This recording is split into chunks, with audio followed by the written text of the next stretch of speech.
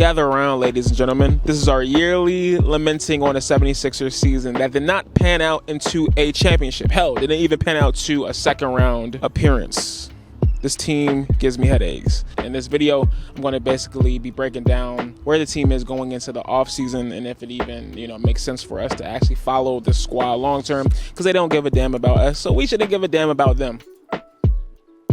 Okay, so looking at the series with the Knicks, I'm honestly so unhappy that I really don't care. This has been like the first time in a few years where I haven't even really been mad a few days after watching the Sixers get eliminated. It was a very good series, back and forth. The Sixers only lost by 1 point if you look at the whole stats, but they were favored in that series, and I'm not going to give them any slack just because they actually fought hard. Why are we giving this team an excuse every single year? It is what it is, but I'm not going to praise them for doing what they should do in the first place. The one thing that I did learn from the series is that this is Tyrese Maxey's team, hands down, 100% pots and pans.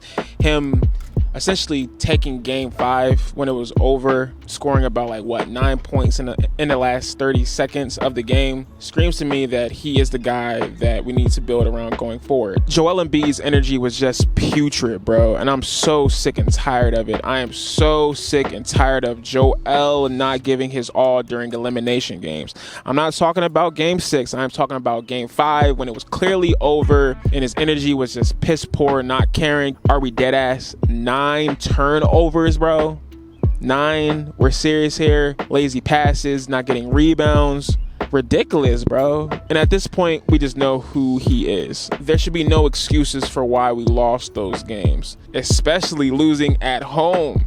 The Sixers are not good enough to win a playoff game at home and then in an elimination game. That is crazy to even say, bro. That is crazy. Now, actually, no, because we've lost, years in the past. Game 7s, game 6, game 5s at home.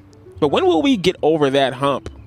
When can we actually win a hard, tough playoff matchup, bro?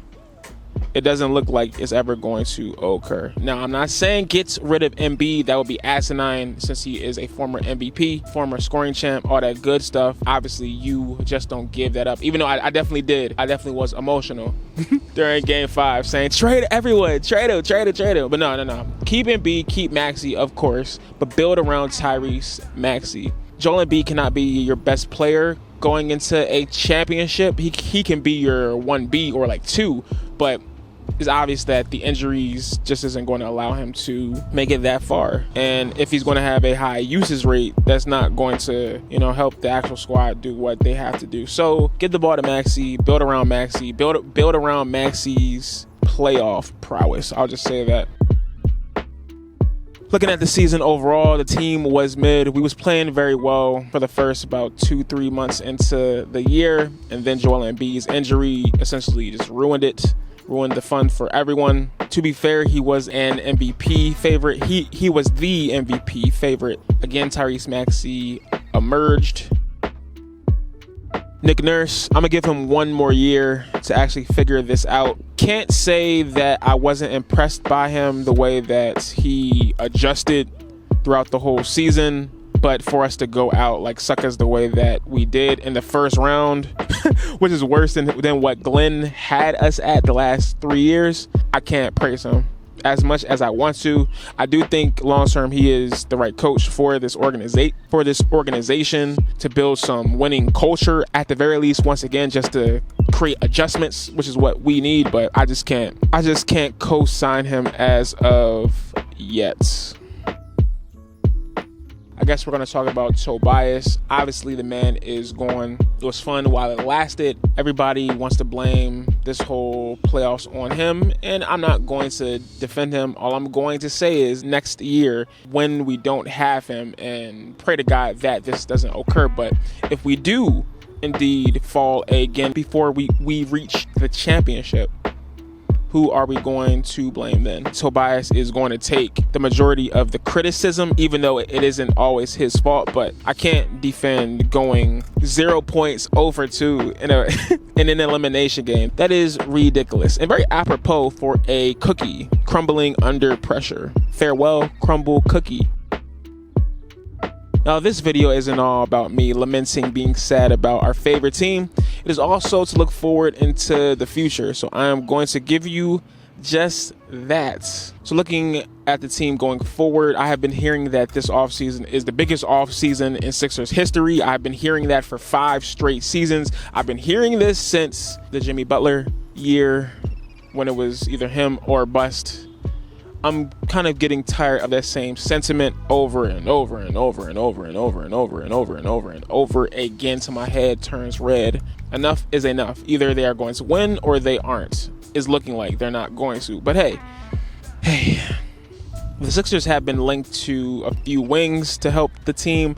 That would be Kevin Durant, Jimmy Butler, and Paul George. If I had the option to choose what I wanted to do out of those 3, I would definitely choose, I was going to say Jimmy, but I would definitely choose KD. But I think the Sixers need heart once again when it comes to the actual playoffs. We need players who actually really want it more. And Jimmy Butler fits that mold. Some will say he is injury prone and doesn't shoot threes. Well, I mean, with the whole 3 thing, Tyrese Maxey can supplement that. And last time I checked, Joel Embiid is always injured as well. So I'm not really concerned about the injuries per se. Everybody gets injured come playoff time. We have the 16th pick in this year's draft, which I don't really care for, because I would rather us get veterans to help us win now than looking at players for the future. Not saying that it's not important to have a cupboard full of young draft pieces, but let's be honest, the Sixers window is now. It has always been now. We have the next 3 years